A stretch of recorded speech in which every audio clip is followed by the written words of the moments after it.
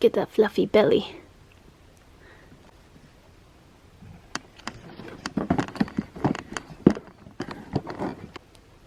Hello everyone, welcome back to my channel. This is Ren, your friendly neighborhood Slytherin. Today, as you can tell by the thumbnail, I'm going to be sharing with you my small Japanese and Korean eyeshadow palettes collection. Everything that I have laid before me here, this is pretty much the current state of my small eyeshadow palette collection. Small meaning anything up to 4 pans, singles, duos, trios, and quads. This is it everyone, your eyes are not deceiving you, okay? There's no Cezanne, there's no can make. That's because I tend to get rid of things immediately once I realize they're not working for me. And there's no Misha either. If you'll notice, I got rid of all of my Misha singles. Not to say that they were bad or anything, but I just personally did not enjoy working with them too much, so anyway, let's just get started. First of all, I have my most recently reviewed. This is the Etuse Eye Edition Color Palette Eyeshadow Duo in 05 Olive Brown. Now this is very compact and tiny, and the clasp is a little bit tight, so you have to be careful when opening or else you might dig a finger inside the actual product like I did here. But yeah, so this one I've only used 2 times so far. It's very soft and buttery to the touch. I would place it on par with a lot of department store formulas, to be honest with you. It's actually a very good dupe for the Shuemura eyeshadow formula, in my opinion. And you see it has a very subtle glossy sheen as well. Really enjoying this so far. Second palette is a quad from RMK. This is from their Better Than Eyes collection in M01 Dry Apple Blossom. This is the best-selling color variation out of all the ones available in Japan. It's very brown autumn leaves, terracotta vibes. There's 3 mattes and a shimmer. I really enjoy this. I like the warm tones of the 3 matte colors in this palette, but I wouldn't have minded if they swapped out one of the mattes with a shimmer or a glitter. I just feel like it would have been more balanced that way. Some people have complained that the shimmer for this palette is too stark white and doesn't match well with the rest of the shades, but I personally don't mind. I am someone who is a fan of sharp contrasts or even unusual contrasts, unusual color pairings. As long as it looks interesting and pleasing to the eye, I don't mind that at all. The next one is by (Be)idol. This is the new brand released by Japanese idol singer Yoshida Akari. This quad is in Kakehiki no Pink. So you'll notice that the component design and layout and everything for this one is pretty much identical to the one for RMK, which leads me to believe that they're actually produced in the same factory in Korea. So RMK is a Korean brand originally, but (Be)idol is technically Japanese, although it is made in Korea, as you can see on the back sticker here. So I just thought it was funny that these two are the exact same design, pretty much. And they both don't have a clasp closure. It just kind of snaps open and closed like this. I think the (Be)idol one looks slightly more elevated though. I like the frosted aspect of the cover. But yeah, in terms of color story, this one is just a really beautiful, deep, pinkish, brownish, flushed color story. As far as traditional powder eyeshadows go, this is probably the palette that I reach for the most. It just goes with everything because the colors bring out like the natural pink flushed tones of my skin tone, and I actually really ended up liking this copper topper coat. It's like really sparkly, but it blends really nicely over these 2 matte shades so that there's not too stark of a contrast. And I mentioned this before, but this highlight shade here is also very versatile. I can use it as a face highlight as well as an eyeshadow highlight. Really well put together palette overall.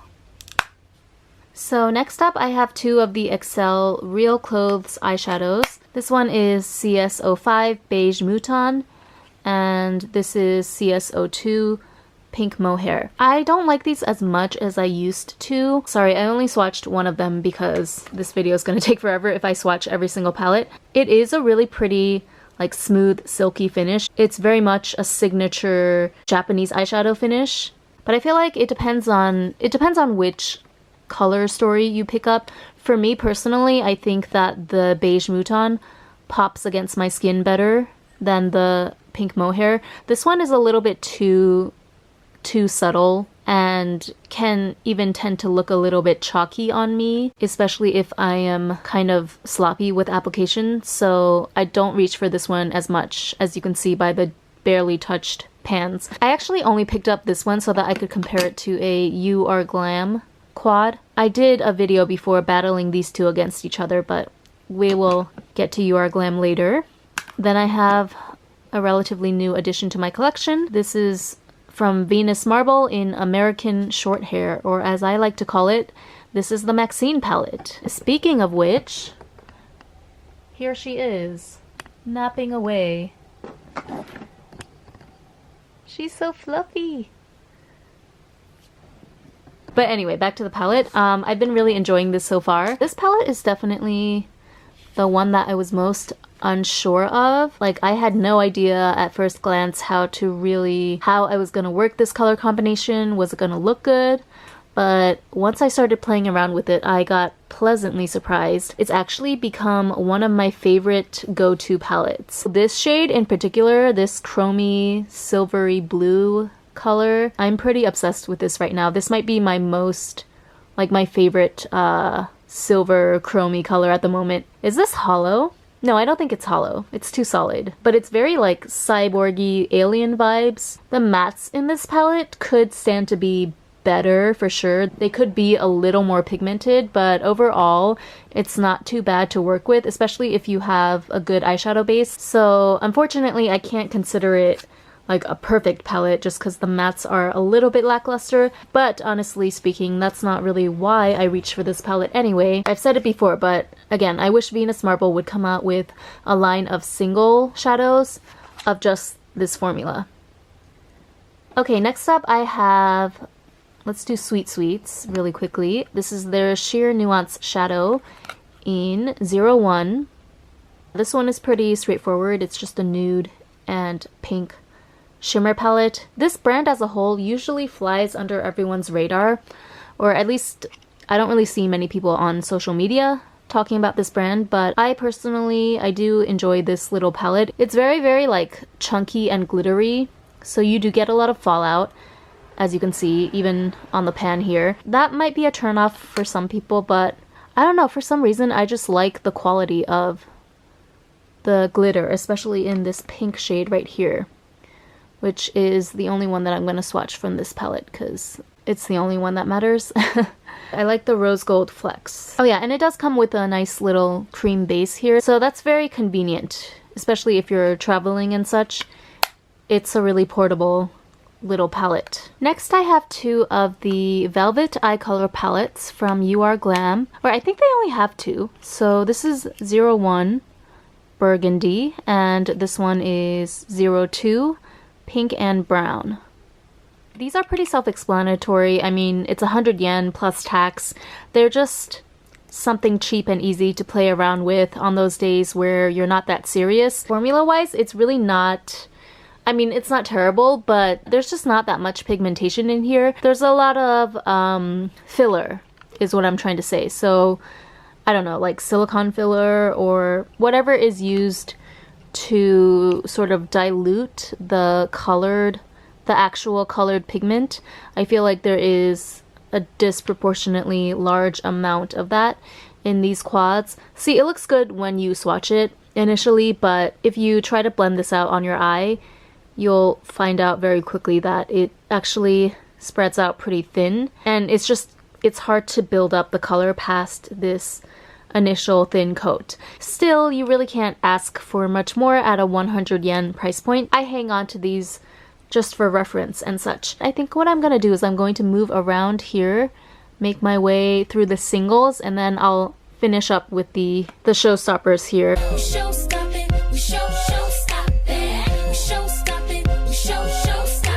the RMK Ukiyo Modern Collection eyeshadow quads. So the Fujiko Shake Shadows I just reviewed recently. I put off purchasing these for a whole year because I was so disappointed with Fujiko's first release, the Aburatori water powder, that it really just discouraged me from buying any more products from this brand for a long time. But I'm glad that I finally bit the bullet because I do really enjoy these shadows. Now you'll notice that, well, it's mixed up with the pigment now, but there is a lot of like water or clear liquid. It's not water, but I don't know what it's called. It's clear. It's very watery. That's what I'm trying to say. So the formula is very watery and you have to shake it up in order to get the pigment to spread out evenly. I thought that was kind of weird and gimmicky at first, but now that I think about it, I actually think it's pretty genius because if anything, it prevents these shadows from ever drying out completely, which is actually one of the biggest problems that I think we all collectively face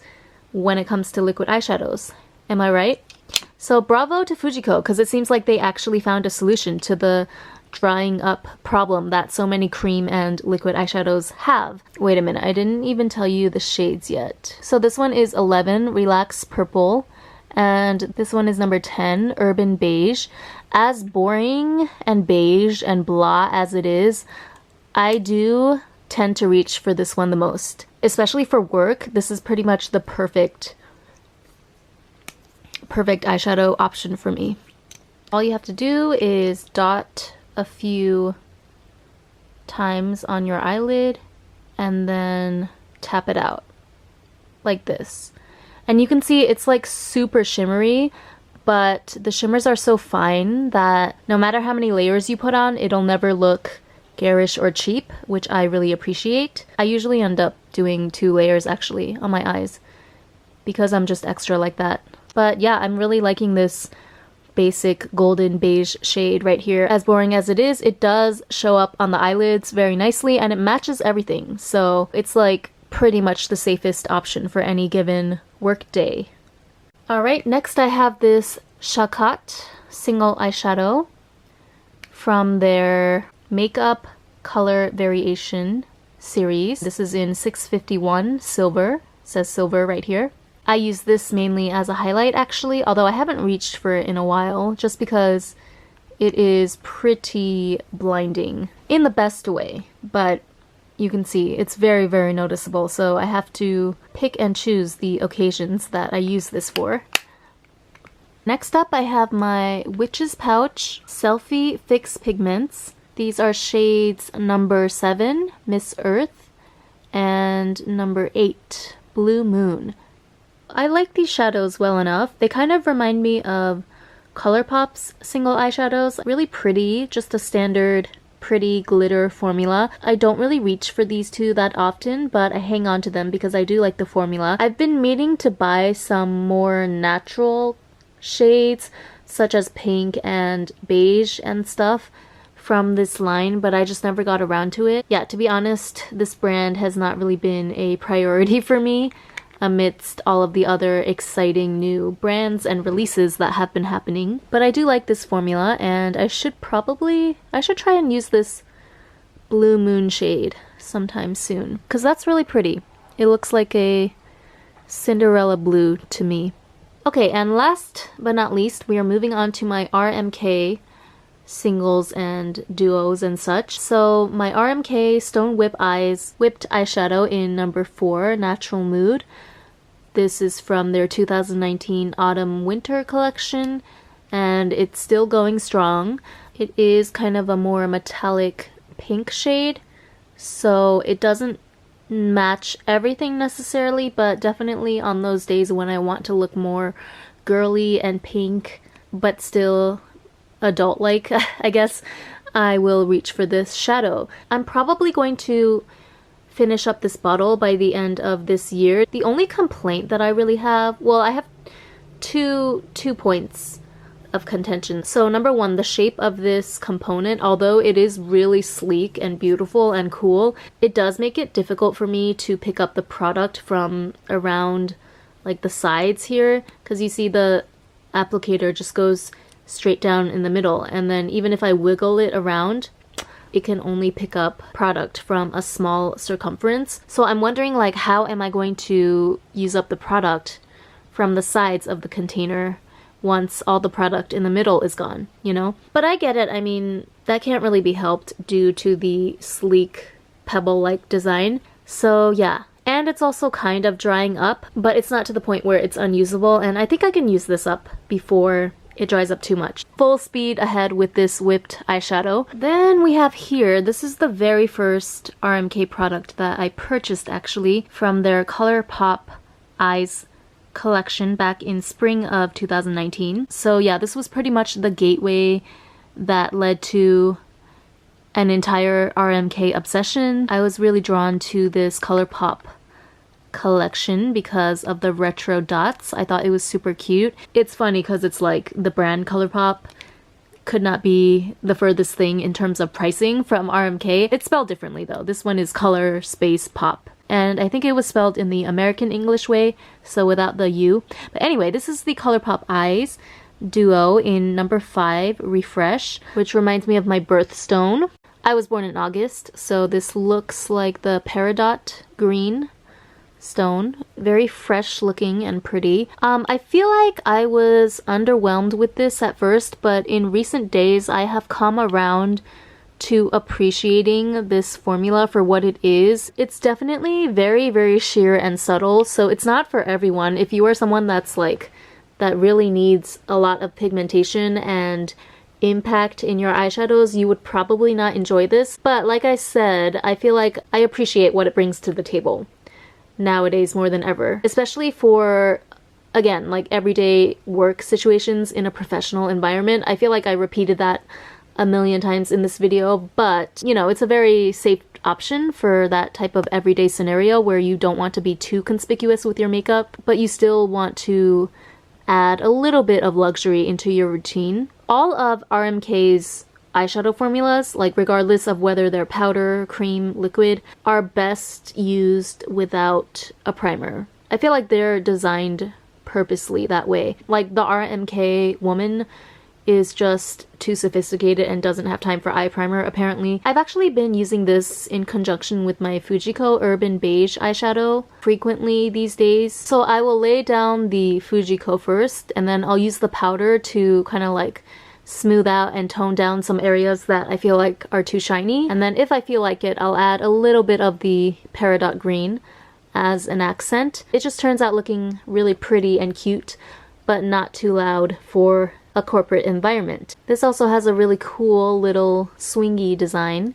And there's a little pocket at the bottom for a felt tip applicator, which I don't use, but it's nice to have on hand for emergencies. And now we finally made it to my most recent huge splurge, which is the RMK eyeshadow palettes from their Ukiyo Modern Collection, Spring Summer 2020. As you can see, I have only so far, I've only opened up and started using 2 of the quads. The EX indicates that these are a limited edition. So these 2 color stories, EX01 and EX02, were exclusive to the Isetan department store in Shinjuku. I'm not gonna swatch these right now because this formula is actually kind of clay-like and weird, and it would take a long time for me to do that. So I'm just gonna insert a picture of an older swatch that I did for Instagram. To this day, I'm not exactly sure how to describe this formula. It's like a weird hybrid between clay and powder. It's like a dry, malleable clay almost. Truth be told, it's not my favorite formula or material to work with. I do use a brush just because I'm not a fan of,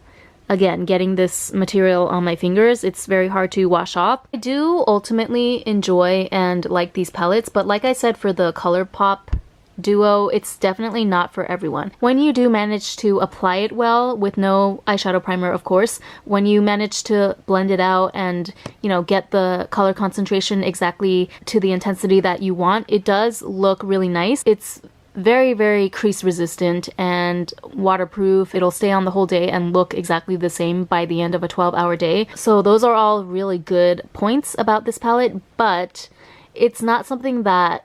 It kind of reminds me of like... Okay, so if you ever watched Sex and the City. You know how Mr. Big married Natasha during one of the seasons? She was just portrayed as this really like classically beautiful but boring beige type of woman. I feel like this is the type of eyeshadow that a Natasha archetype would wear on a daily basis. So it's beautiful, but it gets really boring and bland after a while. So even though there's like colorful bright shades in here, they all have that same bland quality, if that makes sense. Like, it's beautiful, but it's not something that I'm in the mood for all day every day. I have to be in one of those like really calm, relaxed, oh, I just want to fly under the radar and be sophisticated type of moods in order to reach for this palette. And oh my god, so there were 5 palettes from this Ukiyo Modern collection. I gave one of them to Meg for her birthday, and then the other 2, I'm ashamed to say that I just haven't had the time to open up or play with yet. I just got so backlogged and sidetracked with all of these other brands and collections that came out. So I'm not gonna swatch these just yet because they're still brand new, but I'll show you what they look like. This one is 01 Shinagawa Juku. Ooh, yes. This one is very Christmassy and warm. Yeah, I can definitely see myself using this throughout December. And then this one, I believe this is the Halloween looking one. Doesn't the geisha girl here even look like she's channeling Jack Skellington? Hello. Yep, I like this color combo too, although the white and the black kind of scare me because I know that they're not pure white and black. You know, knowing RMK, it's definitely a sheared out version of the actual color that you see in the pen. So I'm kind of nervous about my ability to incorporate those skillfully into a look. But yeah, again, I do really like this color combination. It's very pleasing to the eye. I feel like I need to do an entire face of just terracotta themed makeup using this palette. In Japan, at least, terracotta is definitely the color or the shade of the year. It just seems like every single brand has been hopping on the terracotta bandwagon.